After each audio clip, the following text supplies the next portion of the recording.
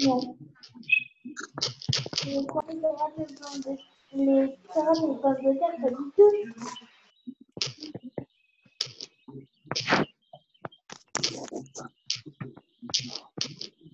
J'ai beau lui, ça en donnerait.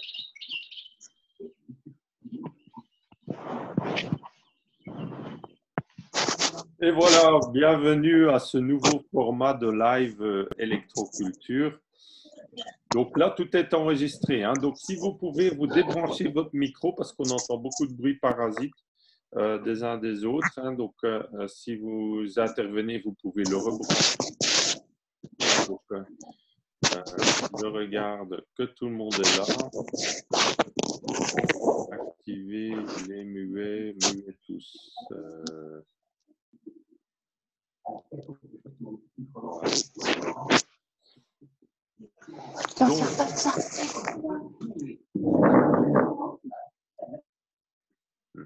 Ouais. Donc, vous m'entendez bien, je suppose, hein. Donc, vous pouvez envoyer des messages dans l'onglet Converser, Conversation, hein. Vous regardez dans votre Zoom. Donc là, comme vous savez, j'ai été censuré sur Facebook pendant 30 jours, hein, pour certains partages qui étaient tout à fait publics sur YouTube et autres, mais qui dérangeaient Facebook. Ça ne dérange pas la loi, mais ça dérange les standards de la communauté, comme ils appellent ça, hein. Donc, ils se croient d'une certaine façon au-dessus de la loi. Mais voilà, ça ne concernait pas vraiment l'électroculture, mais comme comme tous mes comptes, c'est lié à moi-même, ils m'interdisent de faire des lives. Quelque part, ça tombe bien parce que ça permet de découvrir des nouvelles solutions comme Zoom, hein. On avait déjà fait un premier live, une première présentation il y a quelques jours, il y a une semaine environ. C'était très intéressant. Je vais la refaire, hein, parce que ouais, j'avais encore difficile un peu avec l'outil, hein, mais je vais la refaire, elle sera encore plus complète.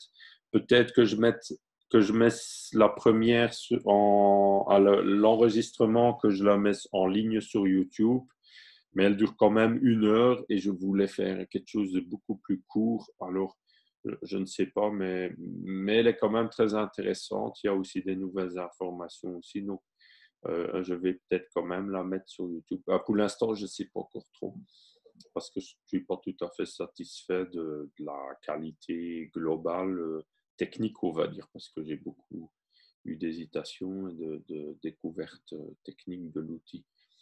Et voilà, ça fait passer le temps, mais ce n'est pas intéressant en soi. Et donc là, voilà, on est dans le live. Je vous retrouve tous et ça me fait un grand plaisir là. Je pense qu'avec l'outil Zoom, ça permet de partager vraiment beaucoup plus de choses, hein. Je pourrais préparer dans le futur des photos, des petites présentations, des petites vidéos que je peux vous montrer en direct. Ça fera vraiment l'émission électroculture, studio Yannick Van Doorn à Rennes. Ça serait assez rigolo. C'est vraiment un outil qui est à notre disposition, vraiment assez remarquable, hein. Donc voilà, je vois qu'il y a encore quelques autres nouvelles personnes qui nous rejoignent.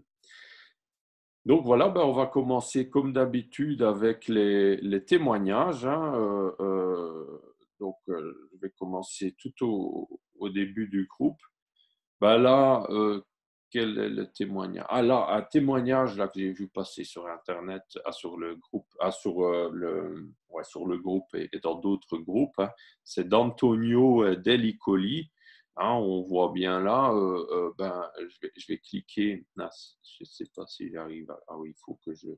Excusez-moi. Il a fait vraiment une expérience très intéressante. Là, il a des sortes de courges. Et voilà, on va bien voir ça là. Donc, il a des courges et là, on voit bien. Là, c'est une courge où il a mis une antenne avec la spirale. Hein, vous voyez ma souris, je pense, avec la spirale au-dessus et l'autre courge à côté, il n'y a pas la spirale. Hein, donc, on va... Ah, voilà, ici, on voit bien. Donc là, la courge, c'est deux les mêmes courges. Euh, il y en a, ils pensent que c'est une sorte de melon, une sorte de courge. Voilà, c'est la même famille. Hein. Mais là, on voit bien la courge non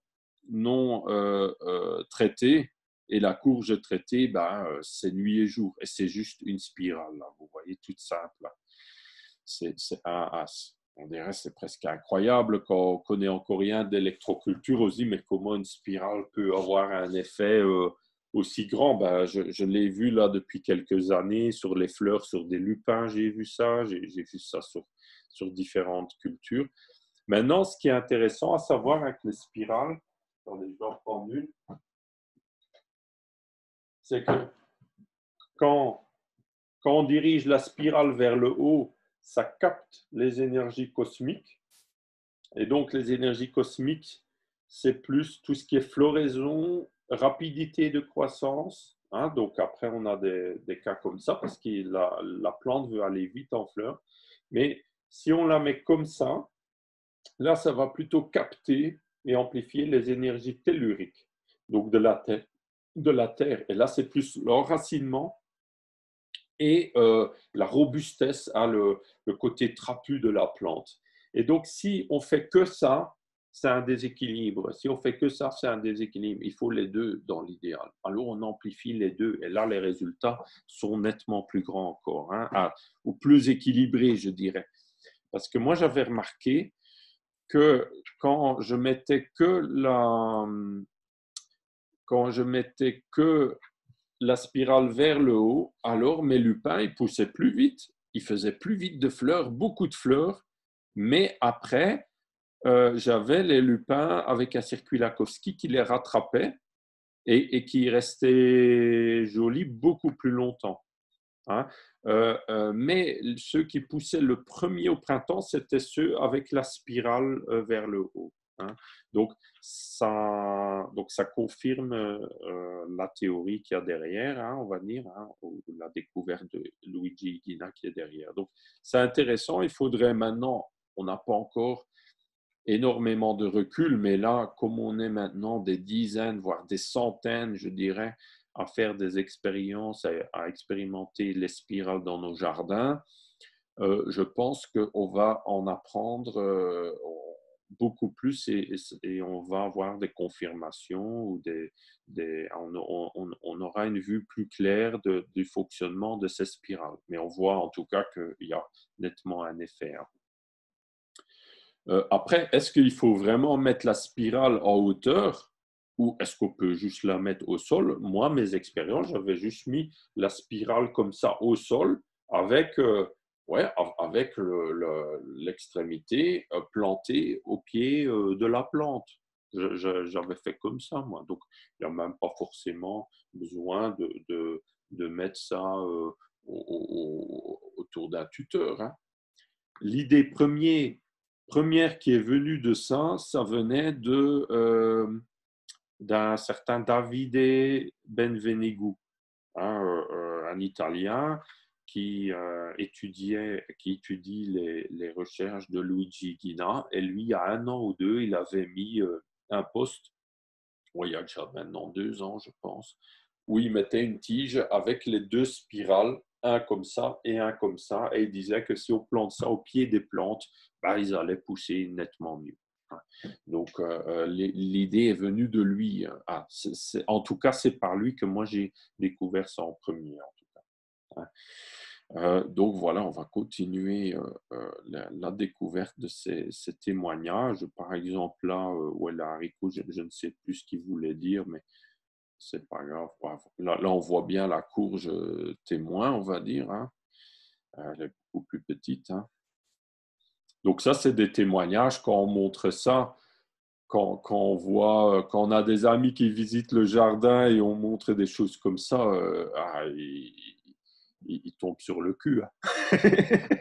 Hein. C'est des choses rigolotes, ça. Hein. Ah, voilà. Donc, On a vu ça maintenant. On va continuer les témoignages. Ah, donc, ça, grand merci à Antonio pour ton témoignage. Donc, ce que j'ai déjà mis à j'aime, je pense. Voilà. La deuxième question, ça c'est Karine Charlottine, très joli prénom et nom, qui fait des expériences avec les pommes de pin. Donc, pour ceux qui m'ont suivi l'année passée, vous avez peut-être aussi vu que j'ai aussi fait des expériences avec. C'est intéressant. C'est intéressant. J'ai fait des expériences avec dans l'idée d'utiliser ça comme les... Attendez. Ouais. Donc, est-ce que vous pouvez couper votre micro pour ceux qui voilà. Donc, j'avais utilisé ça dans le sens dans le sens dans le sens qu'on utilise les coquilles d'escargot pour amplifier les plantes. Donc, j'avais mis dans un pot de radis, j'avais mis une pomme de pin. D'un autre pot, j'avais mis une tige un tige en bois enduit de basalte paramagnétique. Et dans un autre pot, j'avais juste mis un bout de bois simple pour témoin, pour qu'il y ait quand même aussi un objet. Après, avec les problèmes d'arrosage et tout, et de suivi, ce n'était pas évident, mais il y avait quand même une légère tendance positive. Les différences n'étaient pas très nettement marquées, je dirais, entre les trois. Alors, l'essai n'était pas tellement concluant, on va dire, mais je dirais il y avait quand même une tendance positive avec le cône de pin et aussi avec la tige en bois enduit de basalte. Mais c'est une expérience à refaire. Donc là, quelle est sa question? Voilà. Ça c'est super aussi, on peut lire les questions, tout ça. C'est toute une tartine. Charlottine tartine. Je ne vais pas me moquer, c'est pour rire. C'est pas sérieux ce que je dis. Mais voilà, donc comment relier l'antenne au potager situé à sa gauche et au fond du jardin? Au lieu d'un fil de cuivre, moi je pense que c'est mieux un fil de fer galvanisé pour relier les fils, les antennes, parce que le fer galvanisé va aussi conduire les champs magnétiques. C'est ferromagnétique que le cuivre pas. Donc maintenant, ce serait une expérience à faire de vérifier si ça marche aussi avec le cuivre, mais c'est une nouvelle expérience. Donc, enterrer les deux fils de cuivre qui partent de l'antenne serait l'idée, mais à quelle profondeur et comment connecter les fils à chaque partie du potager? Oui, ça, pour répondre à cette question, je conseille toujours le livre de Justin Christoflo, parce que là, on voit bien, il y a des dessins où il montre bien comment il entortille les fils là. Il faut juste enrouler les fils l'un autour de l'autre comme ça. Tout simplement. Un peu comme un haricot qui pousse autour d'une plante ou d'un bâton. C'est aussi simple que ça. Il faut l'enrouler comme ça, mais pas faire de retour. Il faudrait juste l'enrouler comme ça. Ça, c'est ce que Justin Christoflo montre dans son livre. Quand on veut connecter deux fils ensemble, c'est de l'enrouler comme ça, tout simplement. Je pense entourer les 3 carrés de potager de fils de cuivre reliés chacun à l'antenne. Après, ce genre de questions, ça peut être une idée intéressante. C'est une expérience en soi. Il faut aussi suivre ses intuitions. Si on sent bien quelque chose, c'est qu'il y a quelque chose derrière qui est intéressant. Maintenant, moi, personnellement, je ne ferai pas comme ça. Oui, on peut mettre dans les 3 carrés de potager quelque chose d'électroculture, naturellement. On peut mettre des spirales, on peut mettre une antenne dans chaque carré, on peut mettre une antenne magnétique, on peut mettre une antenne paratonnerre. Alors, je dirais, voilà, on met ou un grillage en dessous qu'on relie à l'antenne type atmosphérique ou paratonnerre, ou on met des fils tous les 50 cm ou 1 mètre en dessous du carré et on relie à l'antenne, ou tous les mêmes 20 ou 30 cm. Hein, si c'est des petits carrés, c'est facile à faire. Maintenant, quelque chose qu'il ne faut pas faire, c'est par exemple mettre une plaque en fer complet, une plaque, même s'il y a des trous dedans. Ça ne suffit pas, c'est pas bon, et ça ne suffit pas, c'est même dangereux. Parce que moi, j'ai déjà tué des plantes en faisant une expérience comme ça, en mettant carrément une plaque en fer en dessous d'une plante, hein, reliée à une antenne. Donc, c'était peut-être trop fort ou il y avait quelque chose qui n'allait pas. Hein. Donc, c'est mieux des fils que des plaques. Hein, voilà, des fils ou un grillage, c'est bon aussi. Je n'ai pas de fil électrique bleu, rouge, vert et je n'ai que le fil de fer recouvert PVC.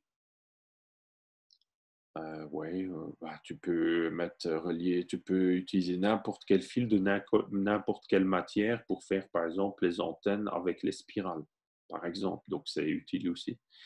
J'ai quand même fait des antennes Lakowski. Pour les antennes, là, elle dit Lavoxi. Non, c'est ça pas. C'est Lakowski. Hein. Mais voilà.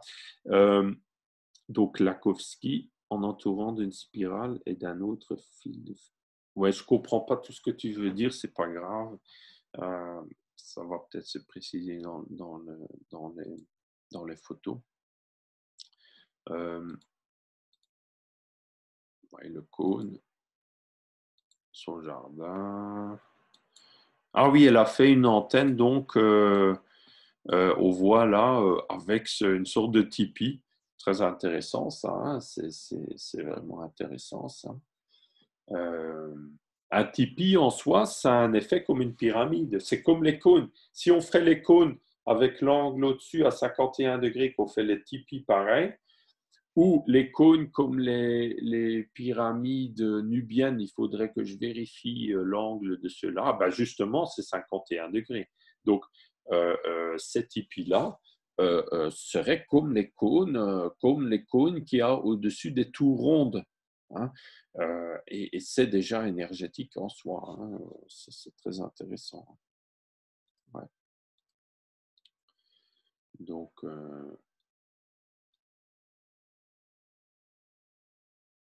je continue. Ouais, ben, on a fait le tour des photos. Voilà, voilà, je vais pas tout lire maintenant pour que ce soit plus fluide. Ah, voilà, Andrea. Salut, Andrea, si tu es là. Et si tu n'es pas là, c'est pas grave. Un grand salut quand même. Et Andrea, là, dans sa vidéo, mais incroyable. Hein, on voit son jardin, mais c'est... Quand on voit sa vidéo, regardez le début, là. Hein. Ah oui, est-ce que ça... Ciao a tutti, buona domenica. Ah, je ne sais pas si vous entendez ce qu'il dit. Je vais essayer d'avancer. Ah, voilà, c'est ça. Regardez, son asperge qui pousse là, plus de 2 mètres de haut. Mais c'est incroyable, je n'ai jamais vu ça. Hein, mes asperges, après, c'est la première année, je viens de les planter il y a 2 mois, mais ils ne sont pas encore aussi hauts. Mais chez lui, c'est déjà depuis quelques années, je suppose. Hein. Mais quand même, 2 mètres de haut, j'ai jamais vu ça. Incroyable, ces asperges.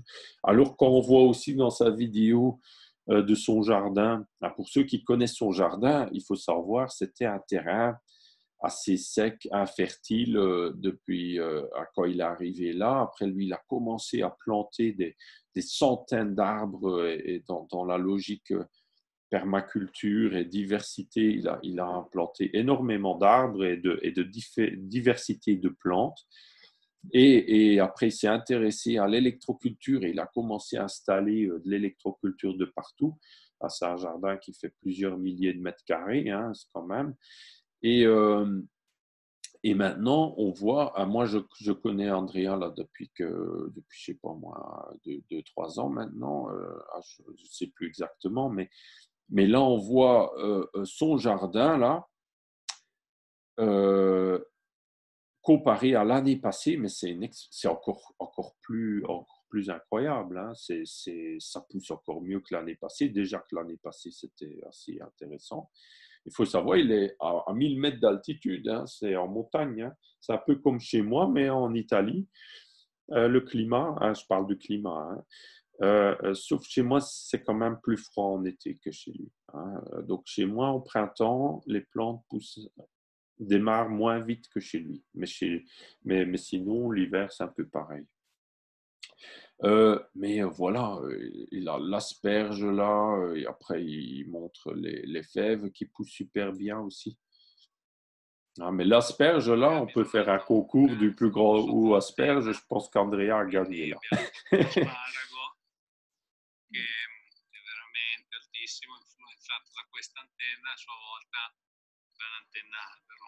Poi bietole, patate. Ah, donc on va pas faire toute la vidéo, hein, mais on voit que c'est pommes de terre.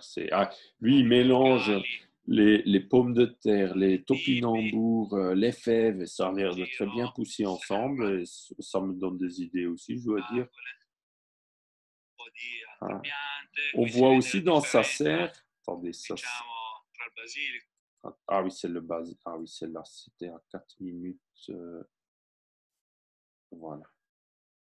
Ah oui, c'est.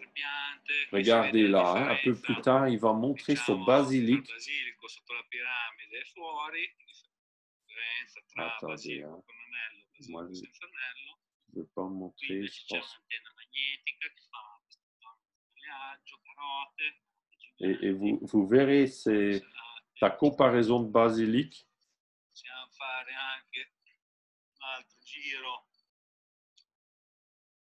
Il a fait un semis de basilic avec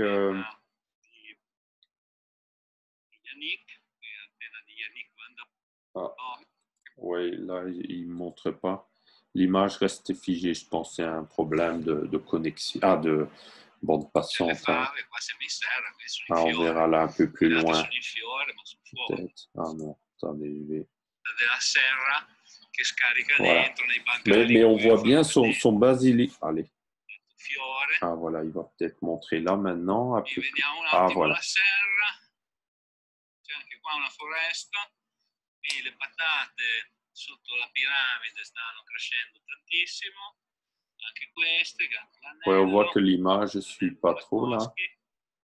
E poi c'è, c'est pas grave, una crescita molto spinta un po' su tutti i livelli con le varie tecnologie qua. Mais je vous invite à regarder sa vidéo parce qu'on voit à un moment donné un semis de basilic avec une antenne Lankowski et l'autre pas, et on voit vraiment aussi une grande différence.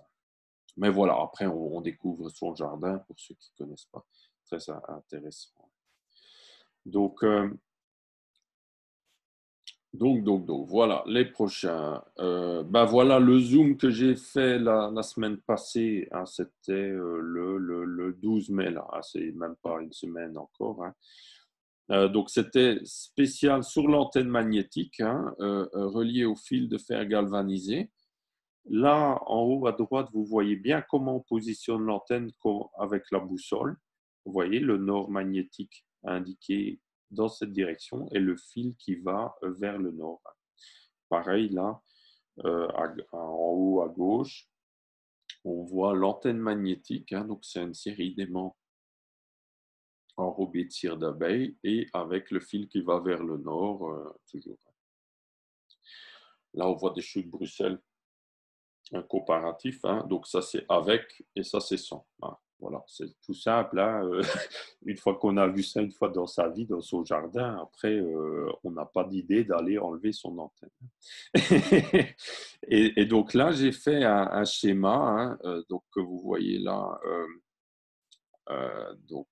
Vous voyez là. Sur la photo, ben, vous avez différentes façons de l'installer. Par exemple, vous pouvez mettre différents fils comme ça, espacés de quelques dizaines de centimètres ou jusqu'à même 2-3 mètres. Hein. Vous pouvez les espacer toujours nord-sud et relier à l'extrémité sud l'antenne magnétique. Vous pouvez aussi faire comme ça. avec en angle, mais toujours l'antenne magnétique nord-sud, c'est très important. Et après, le fil peut aller en angle. Ça fonctionne aussi, mais quand même moins bien. C'est quand même nettement... l'effet ira beaucoup moins loin. Et ouais, l'effet est quand même moins grand. Mais il y a quand même de l'effet. C'est ça qui est intéressant quand même. Après, vous avez là, ça c'est la façon classique de l'utiliser, hein. C'est comme ça que je l'ai inventé, on va dire. C'est une antenne magnétique reliée au fil, hein. Le fil qui est glissé dedans, tout simplement. On met l'antenne horizontale et avec le fil qui va vers le nord, et comme ça, espacé de 1, 2, 3 mètres, hein. Et une fois que c'est en place, c'est pour toujours en place. Ce que vous pouvez faire en plus, c'est autour de l'antenne magnétique, vous pouvez mettre un circuit Lakowski. Et ça, vraiment, ça augmente encore nettement les résultats. Ça, j'ai découvert l'année passée en combinant les deux. C'est suite aux réflexions dans les différents lives et directs, on a eu la réflexion comment on pourrait étendre l'effet d'un circuit Lakowski sur une plus grande surface. Et alors, on a eu l'idée de combiner avec ces autres techniques. Et donc, ça marche vraiment super bien de rajouter un circuit Lakowski autour. Et encore autre chose en plus, c'est de rajouter je vais vous montrer, une coquille Saint-Jacques, hein.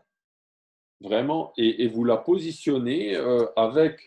Donc, vous le positionnez comme ça, tout simplement dessus. Par exemple, voilà, j'ai là une antenne, hein. Donc, vous voyez l'antenne. Voilà, on va dire que là, ça va vers le nord. Et vous positionnez la coquille Saint-Jacques dessus comme ça. Vous voyez, comme ça. Je sens comme ça déjà, je l'aime bien, hein. Je sens bien, hein. Vous voyez là, comme ça, hein. Et moi, j'ai fait ça sur un rang de fraisier, et il y a de la menthe aussi, et j'ai 2 autres rangs de fraisier où j'ai juste mon antenne classique, déjà où ça pousse super bien aussi, hein. Mais avec la coquille Saint-Jacques, le circuit Lakowski en plus, les fraisiers sont, on va dire, 20-30% plus grands. Donc, c'est quand même intéressant, hein. Hein, donc là, c'est encore une étape supérieure d'électroculture. Je ne suis pas encore à l'asperge de 2 mètres de Andrea, mais il y a quelque chose, hein. Après, ma rhubarbe, mais ça, je vous mettrai des photos prochainement. Ma rhubarbe, là, elle fait 1,35 m de haut. L'année passée, elle faisait 1,25 m. Je me disais, là, elle a atteint le record. L'année d'avant, c'était 1,10 m, je pense. Et l'année d'avant, 1 m. Là, en 3 ans, elle a pris 35 cm quand même, hein. Donc, c'est quand même super. Donc, elle est impressionnante, hein. J'ai jamais vu ça. Mais chaque année, j'améliore les techniques, je rajoute des petites choses. Et là, voilà, elle fait 1,35 m. Et honnêtement, quand elle commençait à pousser, je me disais, cette année, c'est peut-être pas une si forte année. J'avais difficile à m'imaginer que j'allais atteindre un nouveau record, honnêtement, hein. Mais depuis d'aujourd'hui, maintenant, tout a l'air de vraiment super bien pousser. On a eu... Dans ma zone, c'est dans les Vosges alsaciennes. On a eu des gelées il y a quelques jours, hein. J'ai presque tous les plants de courgettes que j'avais plantés dehors. Je n'ai pas tout planté dehors encore parce qu'il y avait toujours le risque de froid, de gel, hein. Mais ceux qui étaient plantés dehors, ils ont beaucoup souffert et plusieurs sont complètement morts. Mais j'ai des tournesols, certains sont morts ou presque, et d'autres, c'est comme si de rien n'était, hein. Et pourtant, il y a eu des gelées, hein. Il y a eu de la gelée. Ça aussi, avec l'électroculture, les plantes sont nettement plus résistantes au froid et aux gelées, hein. Maintenant, si gèle, il gèle, il peut quand même avoir des dégâts, mais il y aura beaucoup moins de dégâts que dans les zones sans électroculture, hein. Ça, c'est sûr. Ben Après, il y a des façons, là, des antennes qu'il ne faut pas utiliser. Hein. C'est comme vous voyez là, hein, ne marche pas. Si vous faites des boucles comme ça ne marche pas. Parce que dès que vous tournez la première boucle, ça coupe l'énergie. Oui, excusez-moi. Ouais. Dès que vous faites le tour, là, la première boucle, ça coupe l'énergie. Donc là, il n'y aura aucun effet là. Mettre l'antenne au nord et le fil vers le sud, ça ne marche pas non plus. Hein. Donc là, pareil, hein, si on fait une boucle, vous voyez, vers le sud, ça ne marche pas. Hein. Si on met l'antenne dans l'autre sens, si on met l'antenne dans le sens opposé par rapport au nord-sud, ça ne marche pas non plus. Hein. Et ça marche même de façon négative, c'est que les plantes pousseront moins bien le long du fil quand l'antenne magnétique est dans l'autre sens. Hein. J'ai déjà eu plusieurs témoignages de personnes comme ça qui s'étaient trompées lors de l'installation et qui après n'ont pas eu de résultats. Et après vérification avec une boussole, on a remarqué que c'était installé à l'envers. Hein. Voilà. Voilà, vous découvrez ça sur le groupe hein, et la vidéo bientôt. Je continue les témoignages. Ça, vous avez vu aussi hein, le témoignage avec les courges qui étaient dans la pyramide de Raphaël, hein, dans le jardin de Raphaël. Donc, c'est un jardin qui est dans la plaine d'Alsace, un plaine par rapport à chez moi, c'est plus la plaine. Hein.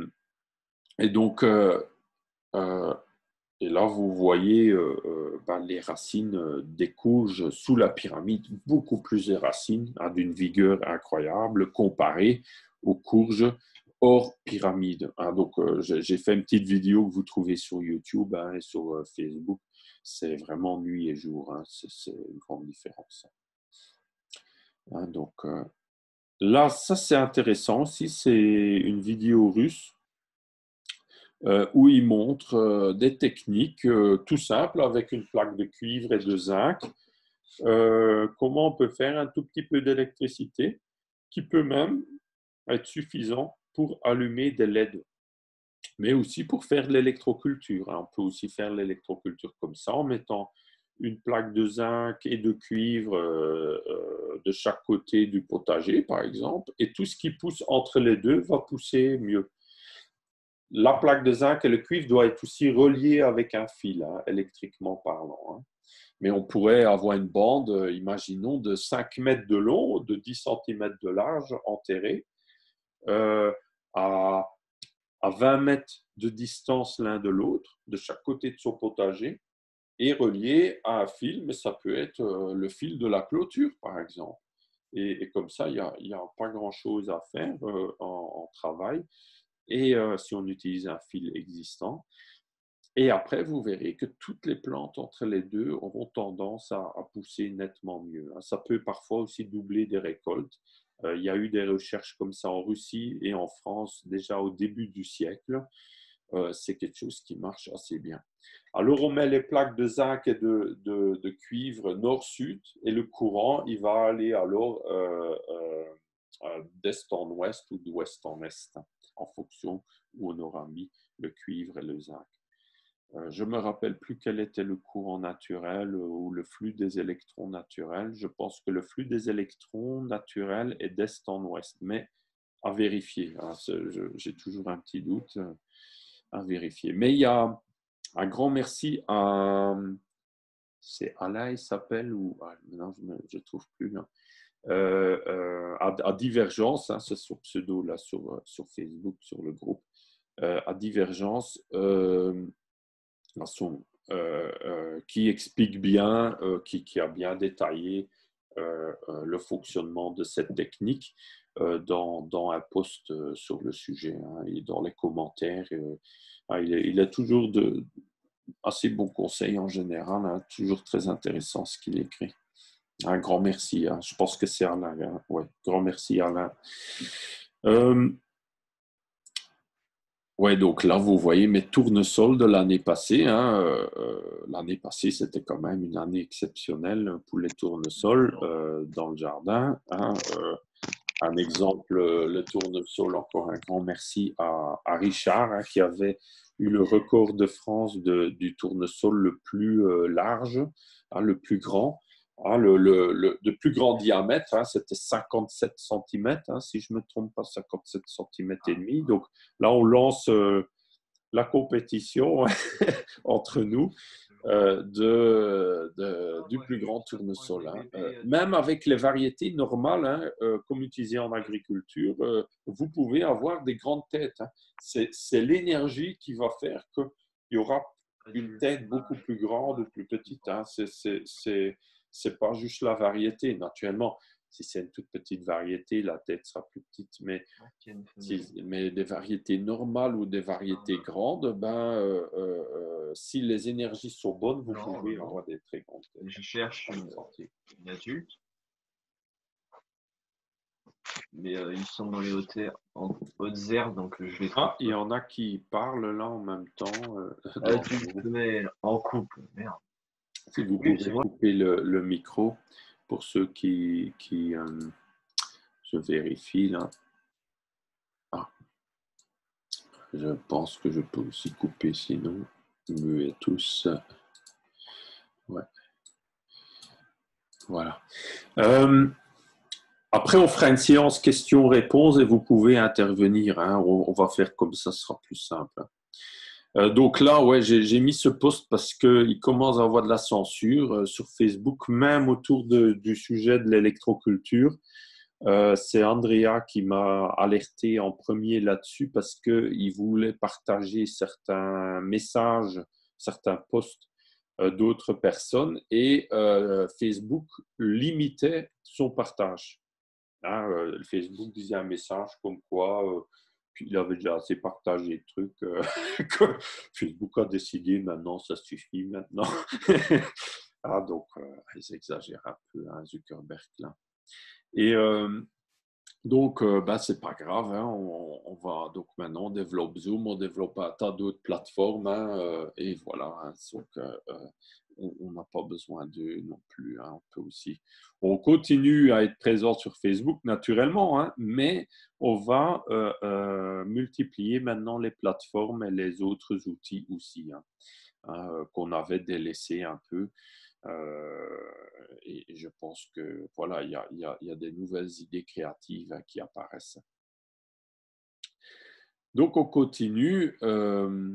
Vous voyez les photos, là, ça c'est des vraies photos, hein. Là, la photo du tournesol aussi, c'était un super tournesol. Là, j'en ai eu plusieurs comme ça. Je vais vous montrer maintenant l'idée que j'ai eue il y a quelques jours, hein. J'ai commandé un premier prototype pour voir. Voilà, donc ça c'est le t-shirt électroculture que vous découvrez là en première, hein. J'avais fait d'abord un t-shirt pour rigoler autour du coronavirus, tout ça pour rigoler. Ah, j'avais mis ça, regardez, pour rigoler. Attendez, est-ce que voilà.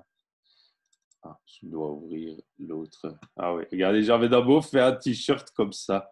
Covid-19 positif, attitude. Comme ça, ceux qui sont vraiment, qui croient, hein, à leur Covid-19 et avec leur masque et tout le bazar et tout, alors eux, ils prennent peur et ils prennent distance de vous. Et ceux qui sont un peu plus éveillés, branchés et tout ça, qui se posent des questions, qui réfléchissent un peu, eux, ils vont rigoler et vous pourrez vous marrer tous ensemble. et donc, ça fait une sélection des personnes autour de nous. Et alors, je me dis, mais pourquoi je ne ferais pas parce que je veux quand même développer plus l'électroculture, hein, c'est quand même ma passion, que tous ces problèmes de société autres. Et donc là, j'ai eu l'idée là, de faire un t-shirt. Donc, c'est un t-shirt qui est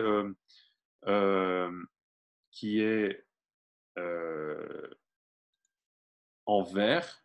Hein, je ne sais pas si la couleur est peut-être meilleure maintenant. Et alors, j'ai mis la photo des grands tournesols. L'électroculture, j'adore. Et une belle photo de tournesol derrière. Voilà, j'ai commandé un prototype pour voir. Voilà, je dirais, je vais donner ça, peut-être offrir ça à mes meilleurs clients avec les grosses commandes. Et après, je vais voir à quel prix je vais pouvoir vous proposer ça pour ceux qui veulent, voilà, pour rigoler, pour faire la promotion, hein.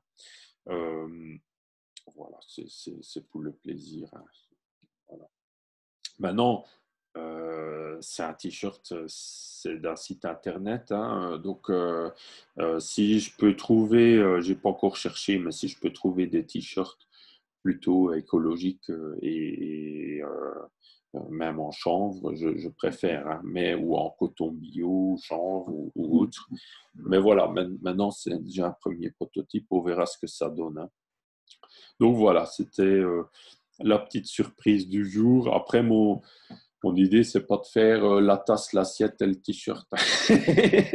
C'était juste comme ça, peut-être, voilà, c'est pour le soutien. Peut-être plus tard, si on aura créé l'association qui sera naturellement à but non lucratif, alors, hein, qui sera pour la promotion, ben alors ça peut être un produit pour soutenir l'association, par exemple, hein, qui est pas spécialement, voilà, pour le soutien. Et ça fait connaître en même temps, ça fait connaître l'électroculture de façon positive, hein. Ben vous pouvez aussi chacun faire votre t-shirt, hein, avec vos photos de votre jardin, hein, de chez vous. Ça coûte quelques dizaines d'euros sur Internet de faire, hein. Vous mettez t-shirt sur mesure ou customisé, ou vous cherchez comme ça, vous trouvez, assez facile à faire, hein. Ben voilà, je voulais vous montrer ça. Donc, ah oui, excusez-moi. Voilà, je vais maintenant sortir les trucs t-shirt. Et donc, on continue. Ah, là, si vous avez vu ça, donc ça, c'est de Xavier qui est en Russie. Ah, donc, Xavier, c'est un Français qui s'est installé en Russie il y a déjà de nombreuses années et il est spécialisé à faire du fromage là-bas. Les Russes aiment bien le fromage français, hein. Ils aiment bien manger aussi, les Russes. Et la qualité française et le savoir-faire français dans les produits agroalimentaires, ça les intéresse beaucoup. Et donc, Xavier, il a toujours été passionné par ce que je fais autour de la musique et des plantes. Il a voulu faire des projets en France, mais comme vous savez, en France, c'est pas facile, hein. C'était il y a déjà 15 ans. Alors, il s'est dit, hop, je pars d'ici. Je prends mes clics et mes claques. Et il est parti en Russie. Après, je connais pas le fin de son histoire, hein. Il nous racontera peut-être un jour. Mais je pense qu'il a un blog même où il parle de son histoire. Et il me partage toujours des posts très intéressants. Et regardez, ça, c'est un système d'antigravité, hein, qui fait penser au système aussi de Luigi Rota, dont je vous ai déjà parlé, hein, dans les recherches d'électroculture. Il y a il y a aussi Ken Wheely, hein, dont j'ai aussi déjà parlé dans les lives d'électroculture l'été passé. Il y a maintenant des inventeurs qui commencent à découvrir comment on peut faire de l'antigravité avec des techniques simples, avec, on va dire, quelques bouts de métal et un peu d'électricité ou de magnétisme, et ils font de l'antigravité, hein. Donc, ça commence à devenir super intéressant parce que quand des bricoleurs commencent à arriver à bricoler de l'antigravité et à carrément à faire léviter des objets qui pèsent des kilos, wow, là, ça commence à être très intéressant. Avec les moyens du bord, hein, avec relativement peu de moyens, hein, on n'est pas dans les labos de Airbus, hein, ou de Schneider Electric ou de je ne sais pas quoi. Non, c'est dans son garage, hein. Donc là, ça devient super intéressant.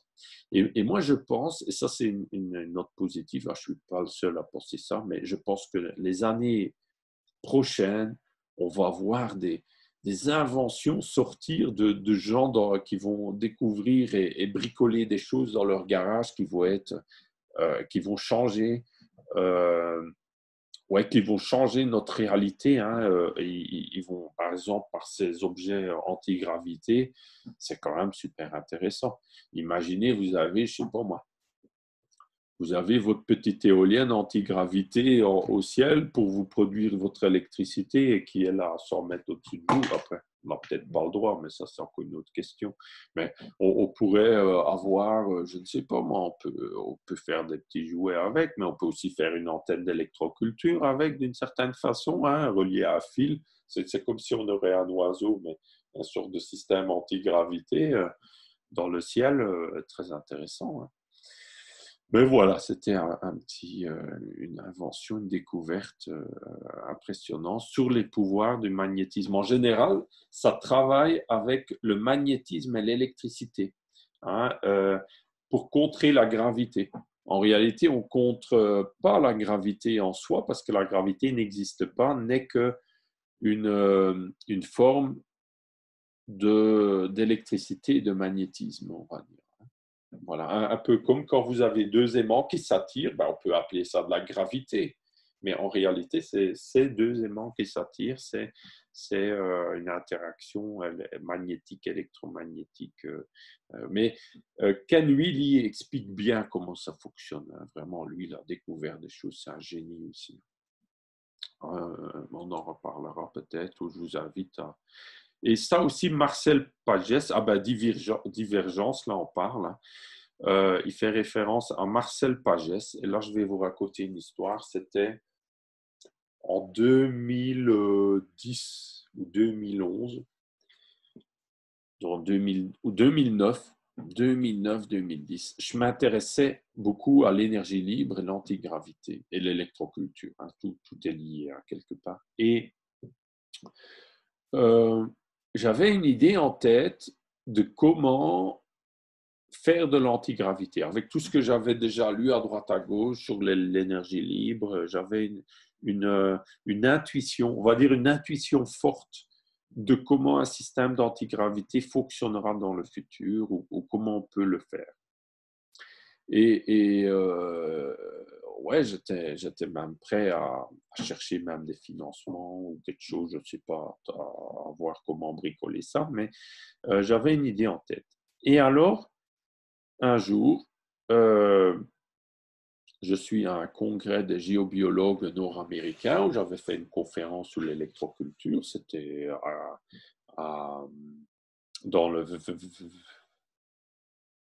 Vermont, à Lyndonville, je pense, ça s'appelle Lyndonville, dans le Vermont, aux États-Unis, près du Canada, près du Québec, hein, juste en dessous. Et voilà, je me retrouve là avec plusieurs autres personnes, là, une petite réunion comme ça, sympa. Et à un moment donné, je me retrouve autour d'une table ou avec plusieurs chaises, on était assis ensemble là, et on discute d'antigravité. Et on discute d'autres sujets. Et après, il y en a un, il disait, ah, on a beaucoup d'allumés hein, dans ce genre de réunion. En plus, on est d'allumés, au plus c'est clair. Et donc, il y en avait un, il disait, ah ben moi, je viens d'une ancienne vie, je viens de la planète Sirius. Un autre, il dit, ah ben moi, je viens des Pléiades. Un autre, il dit, alors moi, j'étais là entre tous ceux qui se disent venir d'ailleurs, voilà, moi je me dis, mais moi je viens d'où peut-être que je viens aussi d'ailleurs, je ne sais pas. Et alors le soir, je me pose cette question, voilà, dites-moi d'où je viens ou quelle est ma planète mère ou le système solaire mère de mon âme ou de qui je suis. Et alors le matin, je me réveille avec en tête Alpha Centaure. Je me dis, vous allez vous dire pourquoi je parle de ça lié à l'antigravité. Ben, vous allez comprendre. Et là, voilà, ça me vient à l'esprit. Hein, voilà, je vous raconte mon témoignage. Et alors, je me renseigne, je tape sur Internet, je cherche sur Alpha Centaure, c'est quoi, j'avais jamais entendu parler. Et c'est un système solaire avec deux soleils et des planètes qui pourraient ressembler très fort à celles de la Terre. Hein, et c'est connu dans dans la science aussi. Mais dans le domaine ésotérique, il y aurait une civilisation là-bas. Ce serait la civilisation qui est le plus, dans toute la galaxie, on va dire, hein, c'est la civilisation qui serait le plus, qui est une vision la plus scientifique, la plus réelle, qui correspond le plus au réel de l'univers, on va dire. On va dire où la science est la plus juste, on va dire, la plus efficace aussi. Et aussi où ils aiment bien la technologie et la science aussi, mais toujours en harmonie avec la nature. Ils développent des techniques en harmonie avec la nature. Et ça, c'est très intéressant parce que c'est exactement mon profil quelque part. L'électroculture, j'aime bien la technique, j'aime bien la technologie, mais en harmonie avec la nature. Dès que ça va contre la nature, il y a un problème, mais ça ne va pas. Hein, et on peut tout à fait utiliser la technologie en harmonie avec la nature. L'antigravité, par exemple, ça permet, si on fait de l'antigravité, des véhicules antigravitaires d'énergie libre, on va dire, on n'a pas besoin de carburant, beaucoup moins, et on n'a pas besoin de routes. Imaginez toutes les routes qu'on n'a pas besoin, tous les chemins de fer, toutes les routes qu'on n'a pas besoin, on laisse de nouveau la place à la nature. On fait juste des parkings pour atterrir et décoller. C'est tout. Et encore, on n'a à la limite même pas besoin de faire atterrir son véhicule sur Terre parce qu'il peut rester en suspension. mais voilà. Et donc, c'est très intéressant parce que moi, j'ai une démarche exactement pareille dans l'électroculture. Et justement, j'avais un rêve, une intuition forte, comment faire de l'antigravité. Et après, je cherche et je trouve, par rapport aux recherches d'Alpha Centaure, je trouve le livre de Marcel Pagès. Et là, il parle d'antigravité et c'était exactement comme l'idée que j'avais de l'antigravité. Il y avait beaucoup de correspondance, on va dire. Et donc là, je me dis, mais c'est incroyable quand même comment notre intuition, nos rêves nous mènent sur des pistes incroyables. Si je n'avais pas fait ce rêve, j'aurais jamais cherché ça sur Google si j'avais pas rencontré ces personnes pareilles. Et c'est comme ça, on découvre par les rencontres, les rêves, l'ouverture d'esprit, les rencontres entre allumés qui s'éclairent. On trouve un tas de découvertes assez incroyables. Voilà. Donc, grand merci Xavier de Russie pour ce partage. Même si c'était un peu hors sujet d'électroculture, tu vois que finalement, ce n'est pas tellement hors sujet. Hein. Et un exemple aussi, une tête de tournesol. Quand on voit le poids que ça fait et que ça reste là en suspension juste au bout d'une tige, qui est finalement pas si solide que ça, et où il y a beaucoup de fleurs qui me font penser à des systèmes d'antigravité. Ça fait penser au système de Grebennikov. Ça, je vous invite aussi à chercher. Les recherches de Grebennikov, ils montrent que les systèmes à cavité, où il y a plein de différentes cavités de certaines géométries sacrées, on va dire ça, on va dire comme ça, il y a une sorte de rayonnement que lui, il a appelé Cavity Structure Effect. Et ce rayonnement influence le temps. Quand on met une horloge en dessous, elle va plus vite ou moins vite. Par exemple, vous prenez plusieurs rayons d'abeilles, un rayon de cadre d'abeilles, de ruches d'abeilles. Et il a fait une expérience, il met ça au-dessus d'une horloge. Il voit que le temps, il se comporte différemment, plus rapide ou plus lentement. L'antigravité aussi, c'est une sorte d'influence sur l'espace-temps. C'est pas juste je me déplace là comme ça. Il y a une influence dans l'espace-temps, c'est un peu spécial. Et les fleurs, on retrouve aussi des phénomènes comme ça dans la nature. Une abeille aussi.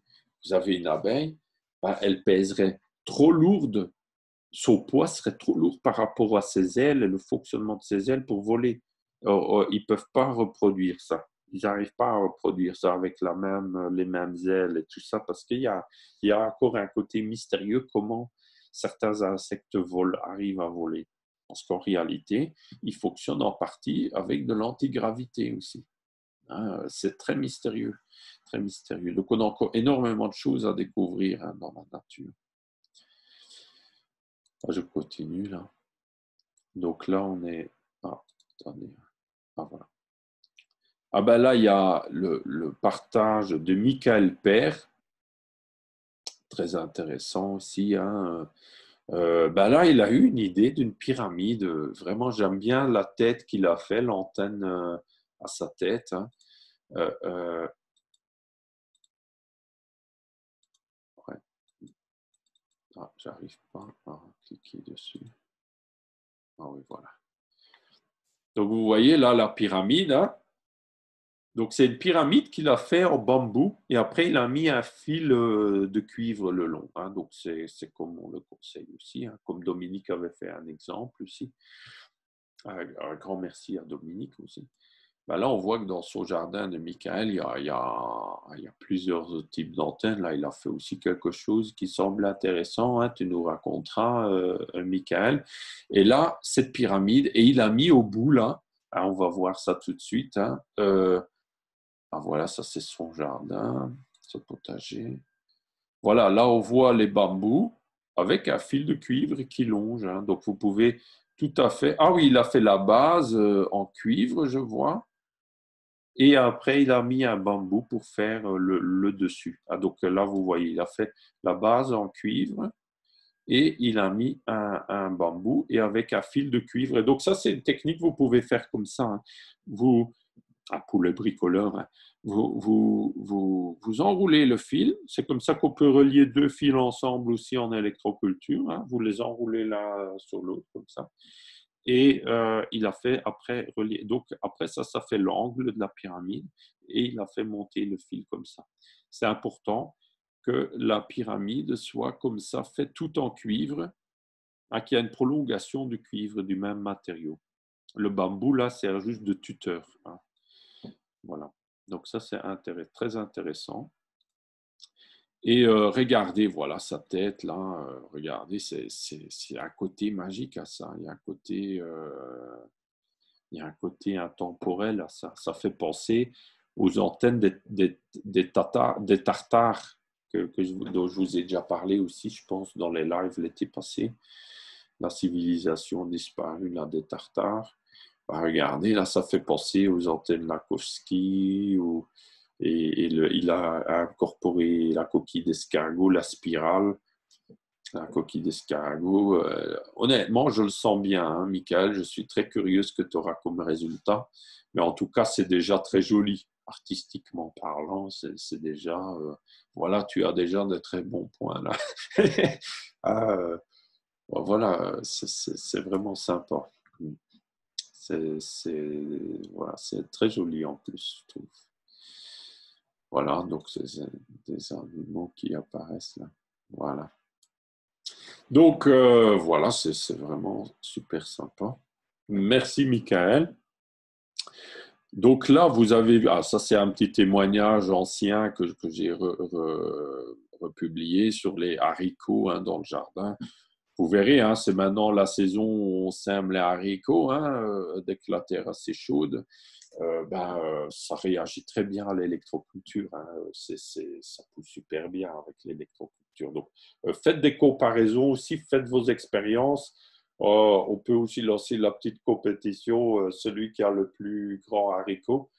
Je vais réfléchir là à faire, à comment on pourrait faire ça, faire comme ça une petit concours entre nous. Et après, celui qui gagne dans le post, après on publie chacun dans les commentaires du post ou dans le groupe. Et celui qui gagne, par exemple, je lui offre peut-être un kit pyramide ou je lui offre quelque chose d'électroculture ou un bon, ouais, pourquoi pas, une sorte de bon, un bon d'achat, quelque chose, voilà, ou un livre, ou un DVD, ou ce qui lui plaît. On verra. Mais une sorte de récompense. Ou le t-shirt, pourquoi pas. Ouais, le t-shirt, ça pourrait être une idée. Ah, mais si vous avez des idées, n'hésitez pas à partager, hein. Mais c'est pour animer notre groupe, ça peut être sympa. Déjà, sur le tournesol, là, il y a le concours, hein, ça c'est sûr. Euh, il y a déjà le concours officiel hein, en France, hein, de la plus grande tête de tournesol. Et après, entre nous aussi, on s'amuse bien avec ça. Et quelque part, ces petits concours où on montre qu'avec l'électroculture, on peut avoir des résultats même largement supérieurs qu'en conventionnel, ben, quelque part, ça fout les jetons conventionnels hein, et ça bouscule beaucoup d'idées reçues. Parce qu'imaginez que vous, hein, on n'est pas tous des ingénieurs agronomes, etc., et que vous, dans votre jardin, vous avez des meilleurs résultats que les bandes d'ingénieurs agronomes, des multinationales, des chambres d'agriculture, des agriculteurs, techniciens, tous ensemble, qui n'arrivent même pas à avoir vos résultats en électroculture. Ben, disons que ça bouscule beaucoup les mentalités. C'est comme ça qu'on peut changer aussi la société. Hein. C'est en montrant l'exemple et en bousculant un peu les idées reçues. Là, je vais vous montrer. Là. Ça, c'est des graines de tournesol que j'ai reçues d'un ami il y a 1 an et demi déjà. Hein. Ce n'était pas l'année passée, c'était l'année d'avant. Hein, donc, il y a certains des tournesols qui poussent là. C'était... attendez. Hein. Ouais, voilà. Il y a certains des tournesols qui poussent là, que vous voyez là. C'était de ceux-là. Pas tous, je ne me rappelle plus lesquels, mais j'avais 2 ou 3 variétés là. Et je vais juste prendre 2-3 graines comme ça au hasard. Hein. Déjà, ils sont très grandes. Voilà, je vais en prendre là quelques-uns. Oh, juste, voilà. Voilà. J'en ai pris 3 là. 3 jolies graines. Un peu gonflées. Donc, c'est des graines que cet ami, c'est mon ami, un ami, voilà, vous voyez là la graine, là, les grandes, hein, c'est des graines qui sont faites de tournesol, qui sont faites pour dépioter comme ça et manger. Hein, ça devient aussi des très grands tournesols, on appelle ça le tournesol russe. Hein. Après, je ne sais pas si c'est spécialement russe, mais regardez maintenant là. Donc, ces graines-là, moi, je les ai semées. Et après, j'ai eu les fleurs, des très grandes fleurs aussi, et j'ai récupéré les graines. Et là, j'ai voulu ressemer maintenant, il y a 1 semaine ou 2, et je me dis, mais les graines, ils sont beaucoup plus grands que ceux que j'avais reçus au départ. Et regardez, je vais vous montrer là. Regardez, hein, je vais en prendre un dans une main et l'autre dans l'autre main. Voilà.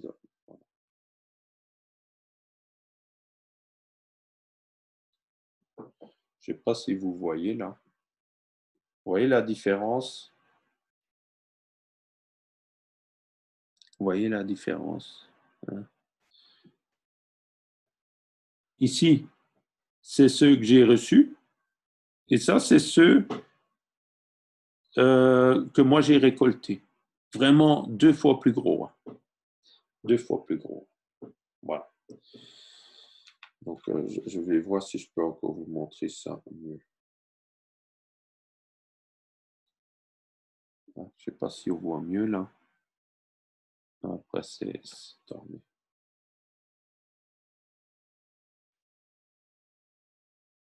On voit bien la différence. Hein. Vous voyez? Et l'épaisseur aussi. Je ne sais pas si vous voyez là.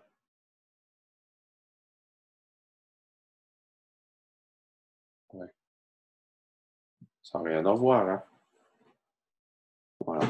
Donc, c'est incroyable. Donc là, j'ai des graines comme ça. Maintenant, j'ai semé les nouvelles qui étaient beaucoup plus grosses. Hein. J'ai semé ceux-là parce que je me dis peut-être qu'ils vont encore devenir plus grosses. Hein. Bientôt, on aura... on verra bien. Hein, mais après, les oiseaux, il faudra que leur bec grandisse avec hein, parce que sinon, ils ne vont pas arriver à les manger, ceux-là. Mais voilà, c'est vraiment vous voyez là, le sachet, les graines qu'il y a dedans, mais regardez là, Mais la taille des graines, incroyable. Vous voyez? On a vraiment des grosses. Hein. Et déjà qu'à la base, ils étaient grandes, et là, ils sont encore plus grands. Donc là, moi, j'ai semé ça aussi.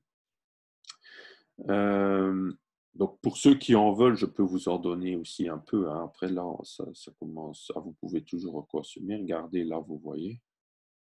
Oui, ça, c'est moi. Je fais 1,82 m. Hein. Et vous voyez, là, hop, ah, le beau tournesol. Voilà, voilà. Donc, on continue. Oui, là, les abeilles. Ben là, cette année, ça s'annonce une année exceptionnelle au niveau des abeilles. Hein. Ça a l'air d'être vraiment très bien parti. Là, j'ai récolté aujourd'hui une dizaine de kilos de miel. Là, et je pense que dans une semaine, je vais en récolter 20, 30, 40 kilos sur 4 ruches. Ils sont plein d'activités, ils sont en plein stockage de miel. C'est vraiment impressionnant.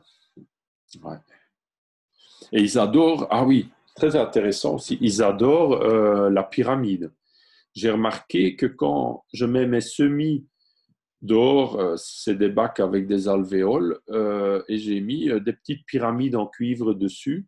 Ben, il y a énormément d'abeilles qui vont sur la terre, en dessous de la pyramide ou dans les angles de la pyramide. C'est incroyable. Donc, il y a vraiment quelque chose en lien avec les pyramides, hein, les abeilles. Hein. Donc, ils aiment bien l'énergie des pyramides.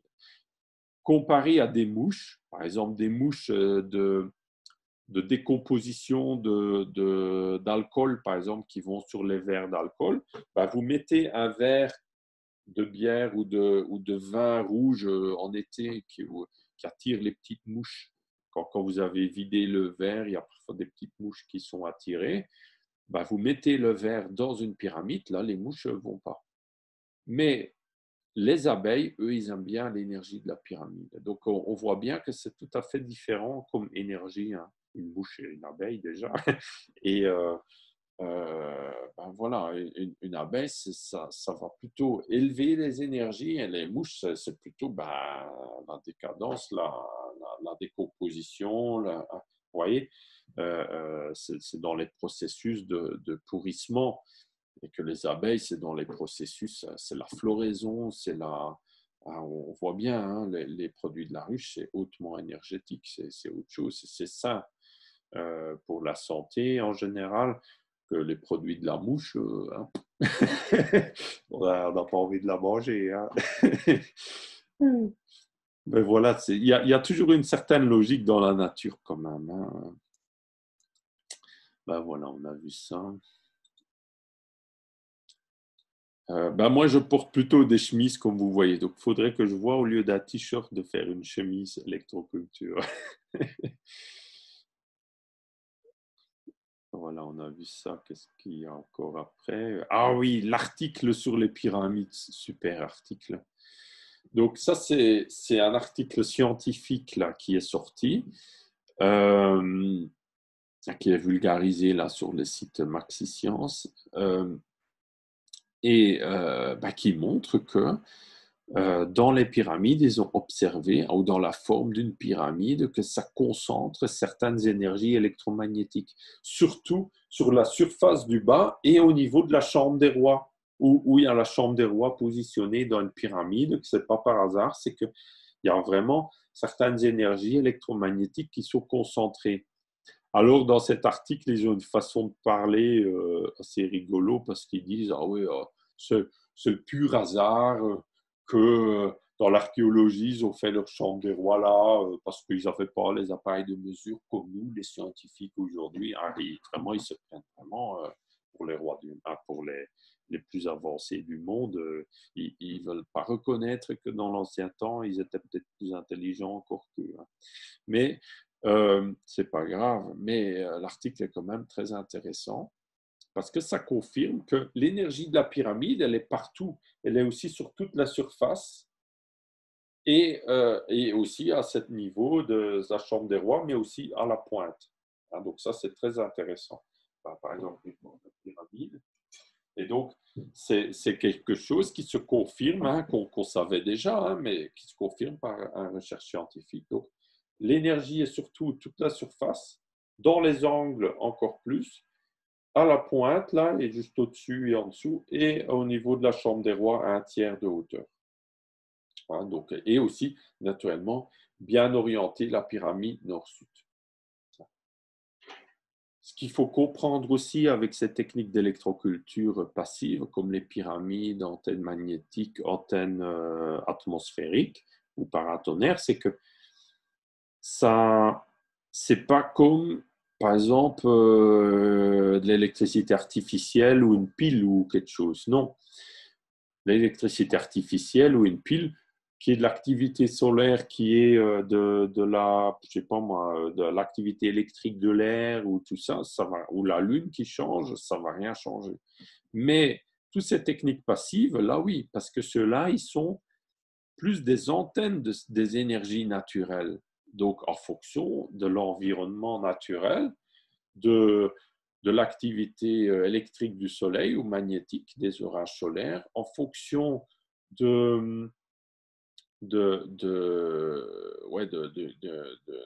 en fonction de la Lune, des phases lunaires, en fonction de l'activité électrique sur Terre, tous ces types d'antennes, ils vont être comme l'effet antenne, hein, va capter ça, amplifier ça, et ces énergies sont différentes à chaque instant. Hein.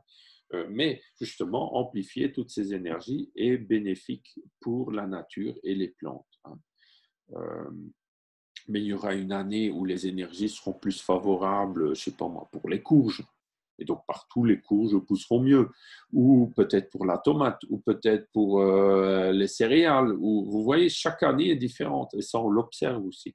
Au-delà du climat, du temps, que ce soit dans le nord de la France, en Auvergne, ou en plaine d'Alsace, ou dans le sud, il y a parfois des cultures qui ratent un peu partout n'importe quel climat et d'autres cultures qui réussissent. Et on remarque qu'il y a comme des généralités. Donc, moi, je suis convaincu que ça, c'est lié à ces phénomènes plutôt cosmiques, électriques, magnétiques, qui sont en commun d'un endroit à l'autre. Donc, ça, c'est intéressant. Ah oui, ça, c'est aussi intéressant. Hein. C'est le fait de mettre ces ruches dans une cage.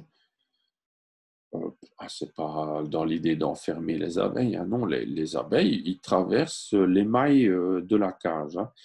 Mais là, le monsieur, hein, donc c'est un post partagé par Fred Guntark. Hein, Fred Guntark. Et ce serait un post là de Wanisol, voilà, sur Internet.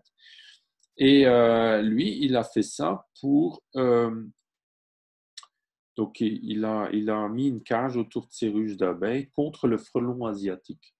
Très intéressant, parce que quand le frelon asiatique, disons que là, l'abeille a le temps où est plus serein pour partir, et le frelon asiatique peut moins l'attraper, on va dire. Hein.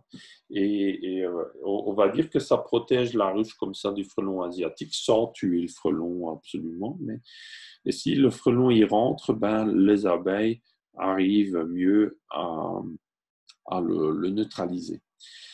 Mais ce que moi j'ai vu tout de suite là-dedans, c'est le fait isolant des pollutions électromagnétiques. Là, ça va isoler toutes les fréquences qui sont plus grandes que la maille de la cage. Donc ça, c'est très intéressant parce que ça va isoler la ruche d'une grande partie de la pollution électromagnétique. Pas tout ça, mais une partie, et ce qui peut être aussi très bénéfique pour la ruche.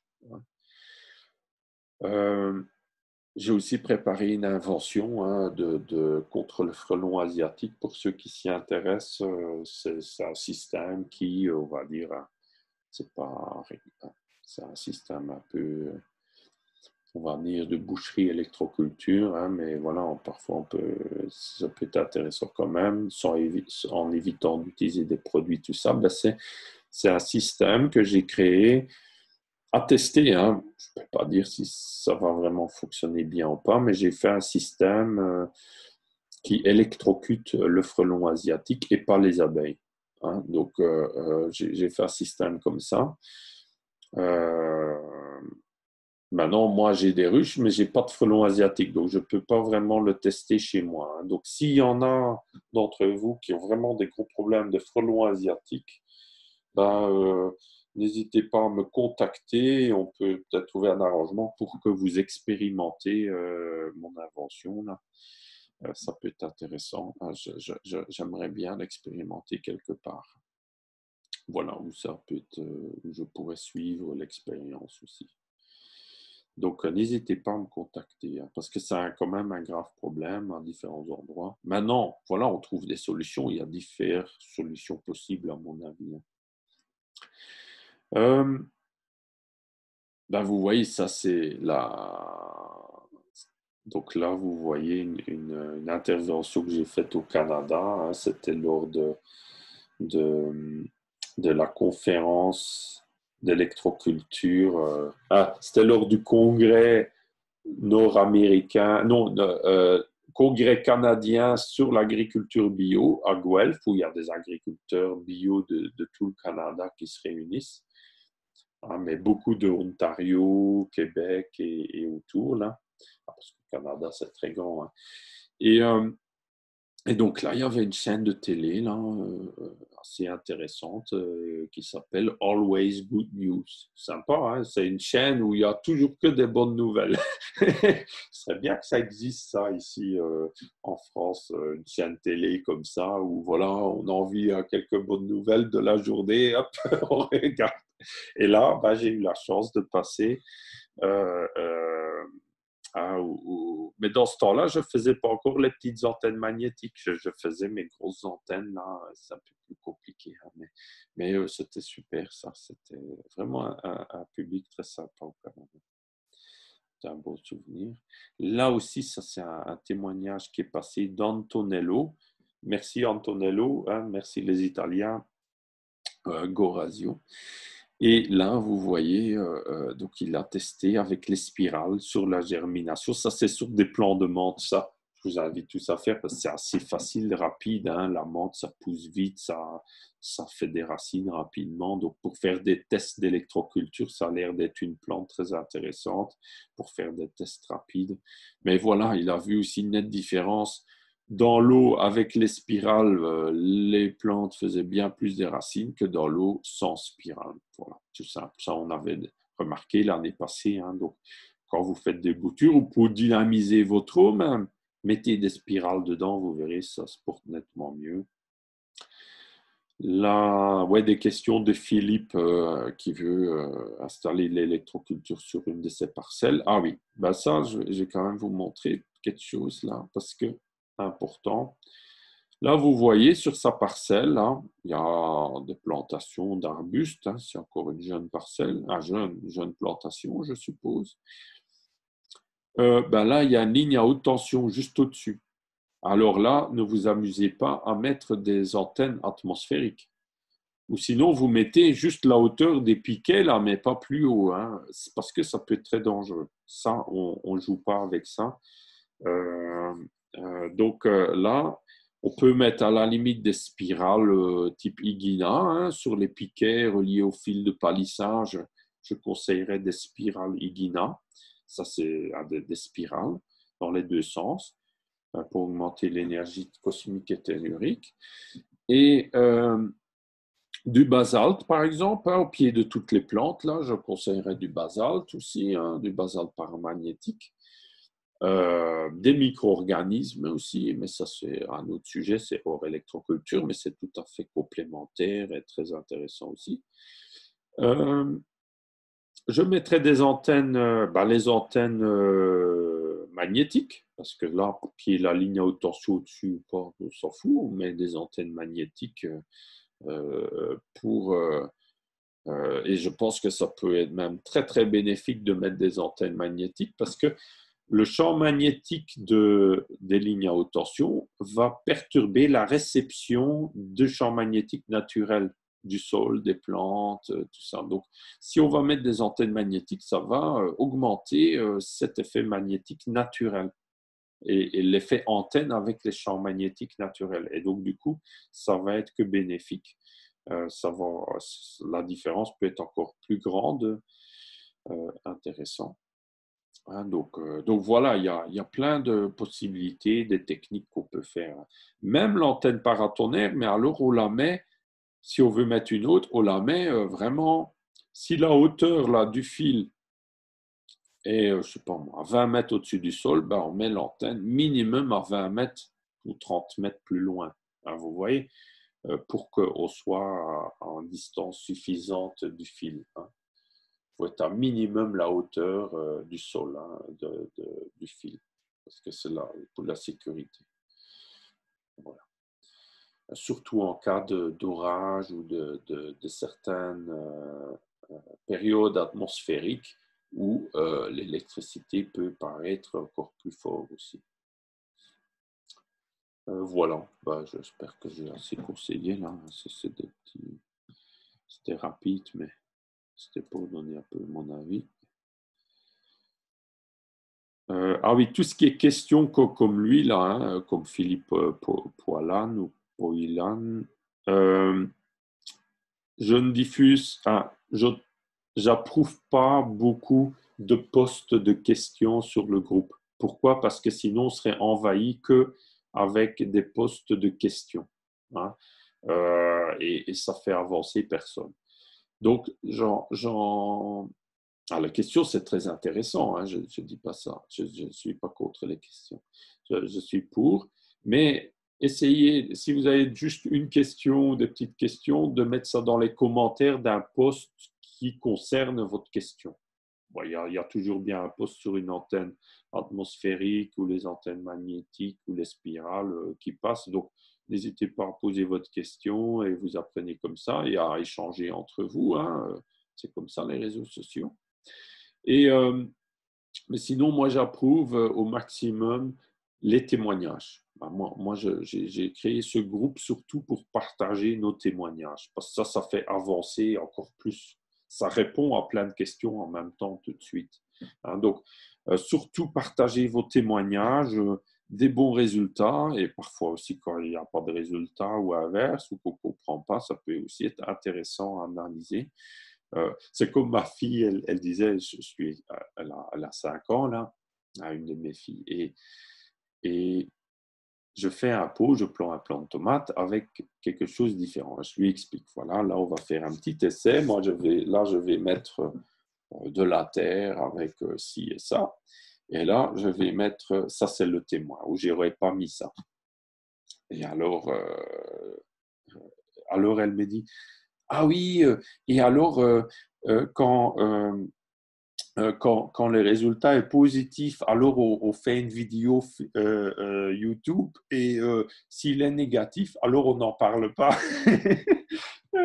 Voilà, je lui dis, elle a tout compris parce que on a souvent, quand on fait des expériences, des résultats une fois négatifs, si on publierait tous nos résultats négatifs, c'est sûr il y en aurait beaucoup aussi parce que pour un résultat positif dans nos recherches, on a fait aussi des expériences, hein, tout ça. Donc, il faut aussi être conscient de ça quand on est occupé avec un nouveau sujet ou quand on fait simplement son jardin, on ne réussit pas tout de suite, par exemple, de faire pousser, moi, je sais pas moi, des céleris ou son persil ou ses carottes. On apprend sur le tas. C'est un peu pareil avec l'électroculture. On apprend et on n'a pas toujours tout de suite des résultats. Mais avec les années et l'expérience, après, on a des résultats comme Andrea avec des asperges de 2 mètres, ou comme Richard avec des tournesols de 57 cm, ou comme moi avec la rhubarbe d'1,35 m, etc., etc. Donc, ça ne vient pas non plus comme ça du jour au lendemain. Hein. Mais oui, les résultats, c'est pour ça que je conseille toujours d'expérimenter tout de suite différentes techniques en même temps. Pas en même temps dans son jardin, de ne pas juste se contenter d'antennes paratonnerres, mais aussi de mettre une antenne magnétique, ou autre chose, de faire des antennes Minkowski. parce que il y aura des techniques où vous verrez vraiment beaucoup de résultats en fonction où vous l'avez expérimenté, sur quelle plante, et d'autres peut-être moins, et peut-être que l'année d'après, ce sera encore différent. Donc, ça peut, quand on fait plusieurs expériences, ben, on a plus de chances qu'il y en a qui réussissent et d'autres qui ne réussissent pas. Si on fait qu'une expérience et qu'elle ne réussit pas, qu'on a mis tout son cœur dedans et tout, ben, alors on est un peu frustré, on est triste, on n'est pas bien et c'est un peu dommage. Et après, parfois, il y en a qui abandonnent. Ça, c'est dommage. Donc, autant faire tout de suite quelques expériences, s'inspirer sur ce qui est déjà fait, sur ce qui marche déjà, hein, sur ce qu'on est quasiment sûr d'avoir des bons résultats. Hein, donc, en faisant pareil comme c'est recommandé, on va dire. Et après, on peut expérimenter aussi des nouvelles choses. Hein. Après, on découvre. Hein. Ah, par exemple, là, ça c'est Alessandro Pagli. Bah, on voit que là, il a fait une antenne, vous voyez, là, high-tech, c'est plastique, spirale. Il y a aussi, Andrea m'a parlé d'une sorte d'antenne comme ça. On verra. Hein. Ils aiment bien les spirales hein, en Italie. Donc, très intéressant aussi. Les antennes Lakowski chez Philippe. Ah oui, là, je vous avais montré ça. Ouais, donc, le fil, donc ça, je vais vous montrer là, les photos. Donc là, maintenant, c'est déjà, ça a poussé depuis. Hein, il faudrait que je refasse une photo. Mais là, on voit hein, où il y a le fil de fer galvanisé relié à l'antenne magnétique. Ben, les pommes de terre semblent sortir plus vite, là, hein, globalement, qu'à côté. Hein. On le voit encore aujourd'hui aussi, ça. Il faut savoir que là, le fil, il n'est pas parfaitement nord-sud. Hein. Je ne sais pas si vous voyez là. Attendez. Hein, donc là, l'antenne magnétique est nord-sud. Et là, j'ai un angle. Et là, c'est le long du rang, hein, sur le rang de pomme de terre, mais qui n'est pas nord-sud. C'est un test que je suis occupé à faire. Et c'est sur 15 mètres de long.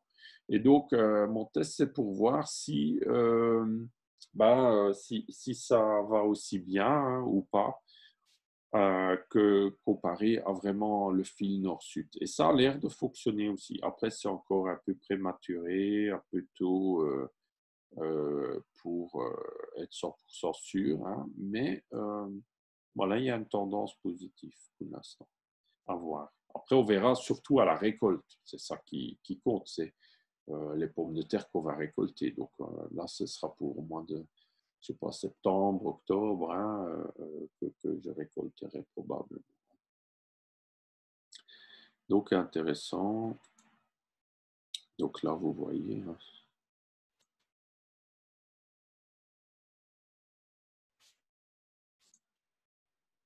Après, bientôt, je vais probablement couvrir tous mes pommes de terre là, de foin autour. Là. Mais j'attends qu'ils sortent un peu plus. Et pour garder l'humidité dans le sol. Parce que là, il a plu les dernières semaines. Il y a plu un peu, c'est humide, c'est bien. Et si jamais il y a la sécheresse, j'aimerais pas que ça sèche trop vite. Là. Alors, je vais aussi contre les herbes. Hein. Mon idée, c'est quand même faire plutôt permaculture aussi et de couvrir le sol au maximum. Mais voilà. Voilà, donc là, vous voyez, c'est un fil qui est comme ça, un peu gondolé, comme ça. C'est un fil qui est utilisé dans le palissage d'arbres fruitiers hein, en agriculture. Mais c'est un fil de fer galvanisé. Voilà, j'ai utilisé celui que j'avais reçu de mes beaux-parents agriculteurs où ça traînait à la ferme. Voilà. Donc, intéressant à voir. Ah ben là, ça c'est, je vous invite le concours, la petite compétition, on va dire, du plus grand pissenlit. Ah, là, on voit, il y a Andrea c'est Andrea a lancé cette compétition. Ben, on voit bien là que son pissenlit qui fait plus de 40 cm. Hein. e Tarassaco in elettrocultura. Vous voyez, là, il fait 48 cm environ. Hein. Un petit peu moins peut-être. Voilà. Après, vous avez vu hein, les résultats, hein, c'était assez exceptionnel. Après, vous avez vu dans les messages, hein, moi, tout de suite, j'ai trouvé 3-4 pissenlits dans le jardin et ma serre. Vous voyez, comme là, je vais vous montrer là. Regardez, 50 cm. 50 cm, mais j'en ai encore. Celle-là, elle est assez fine. Hein. Et celle-là, elle était près de. La première que j'avais prise était près d'une antenne type paratonnerre devant ma maison. Hein. Mais sinon, j'en ai une autre là. Voilà, ça c'est dans ma serre. Regardez là, ça c'est vraiment. Ça, il faut que je vous montre ça. Attendez, là, je vais vous montrer. Là, on voit vraiment bien, c'est incroyable, ce pissenlit. Vous voyez là, le pissenlit, comme il est bien vert, rayonnant vraiment. Hein, vous voyez, c'est ma main, hein, j'ai des très grandes mains, comme vous savez. Et là, vous voyez comme il est impressionnant, ce pissenlit. Là, ces fraisiers là que vous voyez, c'est des fraisiers sauvages qui poussent comme une mauvaise herbe dans ma serre. Mais il y a plein de fraises après, mais ces fraises deviennent presque comme les fraises de culture. Vous voyez, ça c'est une fleur de fraise. Donc moi, dans ma serre, j'ai spontanément des fraisiers qui poussent, des pissenlits et de la salade qui se ressème tous les années tout seul. Donc au printemps, j'ai plein de nourriture sans rien faire qui repousse tout seul. On va dire que c'est les herbes indésirables qui sont quasiment tous comestibles. J'en enlève quelques plantes qui ne sont pas comestibles, je les enlève et j'essaye de garder que les comestibles. Et après, j'ai aussi, après, je plante des tomates, des poivrons, des aubergines, des tomates, poivrons, aubergines, des melons aussi maintenant. Et comme ça, pendant tout l'été, après, j'aurai des tomates, des poivrons et aubergines. Hein, donc, j'ai déjà des premières tomates, hein, une première tomate qui va bientôt mûrir. J'ai déjà des petites aubergines qui poussent aussi. Je dois dire, cette année, c'est exceptionnel par rapport aux années précédentes. Après, j'ai semé tôt et j'ai planté tôt dans la serre et j'ai protégé du gel. Et je suis très content pour cette saison. Donc, on va voir si j'ai encore une autre photo. Mais du coup, depuis que j'ai publié ça, j'ai l'impression qu'il n'y a personne qui ose publier ces photos de pissenlit. N'hésitez pas à partager vos photos de pissenlit qui poussent près de vos antennes d'électroculture. Ce serait intéressant. Ah voilà, ça c'est la vidéo hein, qu'on voit là.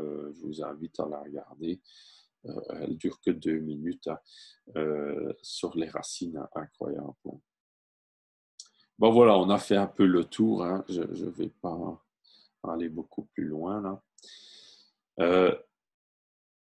Donc voilà, on a fait un peu le tour. Si vous avez des questions, n'hésitez pas, je vais regarder vos posts là. Où est-ce que c'est? Donc, conversation. Donc maintenant, vous pouvez allumer votre micro, je dirais, et si vous avez une question, posez-la tout simplement. Hein. Ouais. Donc, bonsoir Séverine, bonsoir Richard, Lutringer, Koun, JB Vanel, Fred, François, Denis, Delphine, Dani, Carlos.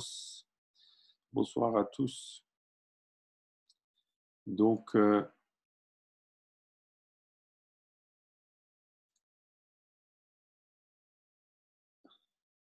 ouais. Si vous avez des questions, si vous êtes là, n'hésitez pas. Ah oui, je vois là les messages, je vais regarder. Ah oui, voilà. Je vais lire là vos messages. Ah oui, voilà, là je vois comment je peux faire.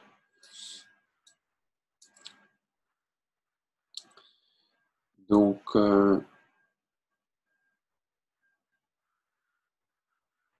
Donc, il y a beaucoup de bonsoir, bonjour.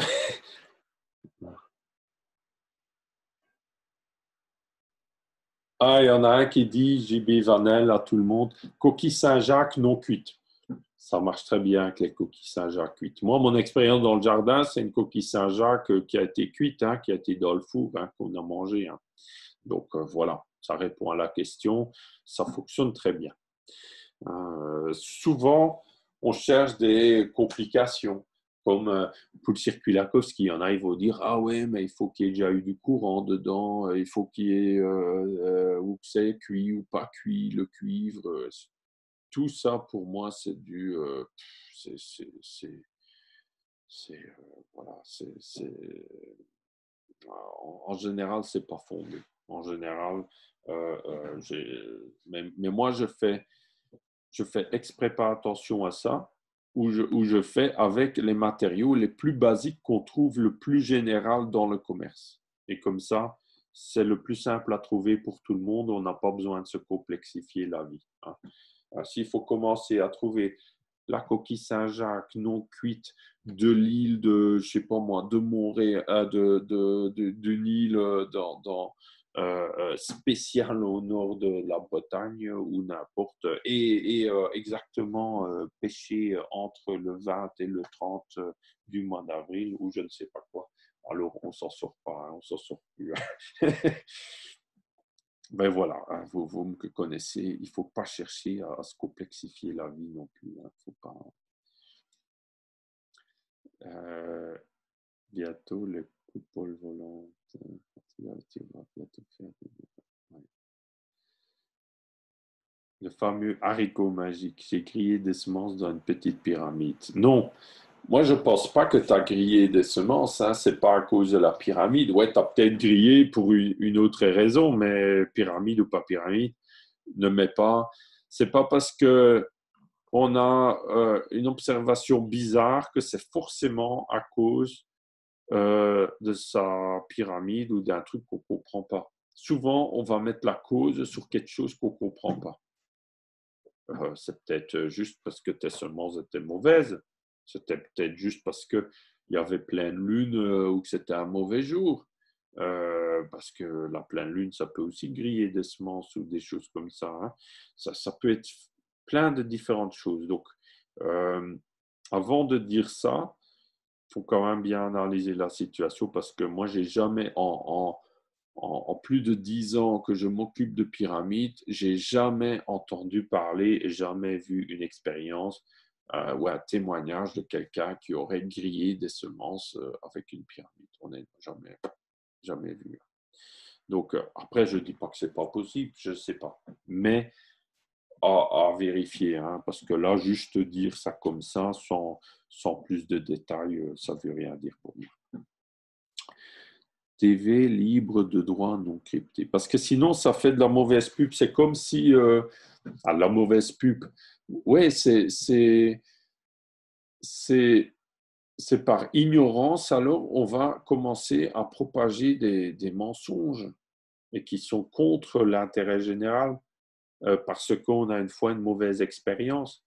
C'est pas parce que quelqu'un a une fois une mauvaise expérience avec un exemple, hein, il met une antenne atmosphérique et un jour il y a du vent et ça lui tombe sur la tête. Alors il va dire ah, l'antenne atmosphérique, ça me donne mal à la tête. Mais qui ne va pas raconter qu'il y avait du vent, que ça lui est tombé sur la tête. Alors, il va dire ah, les antennes atmosphériques, ça me donne mal à la tête, ça ne fonctionne pas, je n'ai pas vu de différence dans mon jardin. Mais peut-être qu'il avait mis et que 2 jours après, c'est tombé parce qu'il n'a pas bien mis et que naturellement, en 2 jours, ça ne va pas donner de différence. Donc, il faut tout voir dans son contexte et souvent les gens, comme ils ne savent pas, souvent les gens quand ils débutent, ils commencent, ils ne comprennent pas tout le contexte.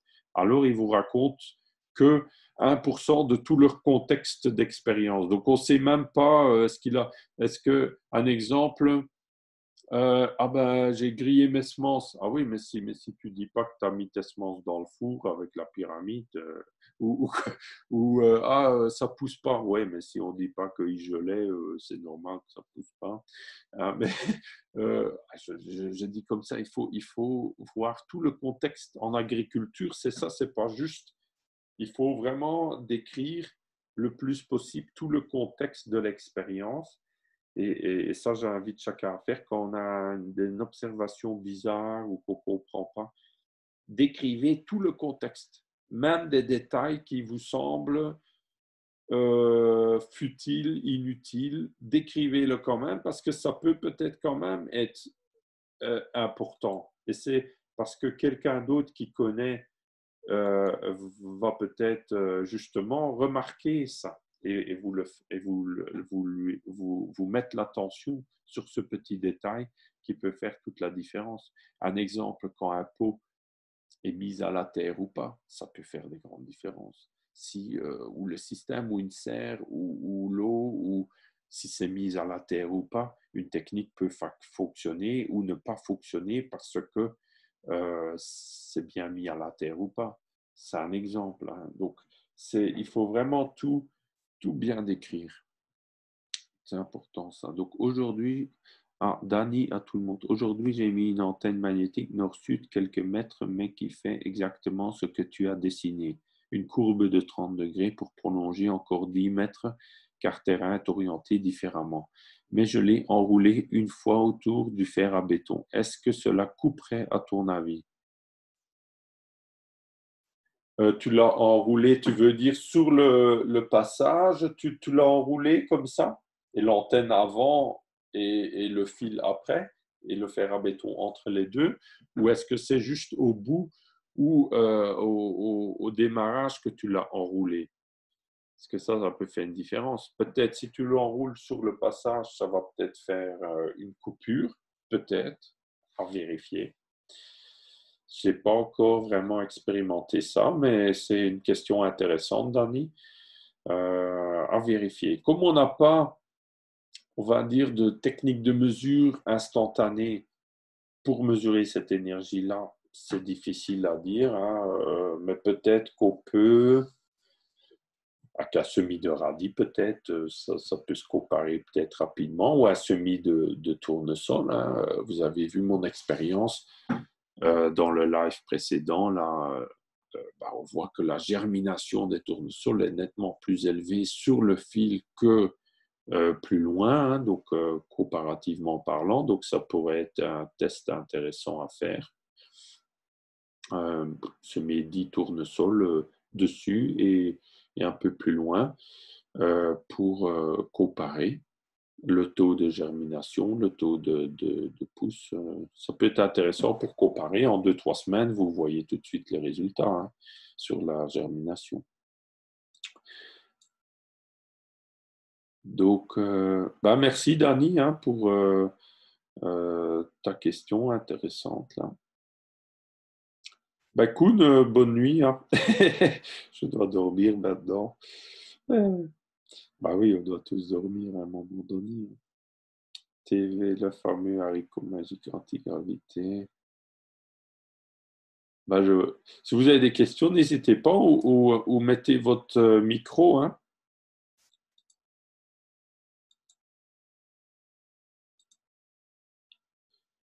Donc,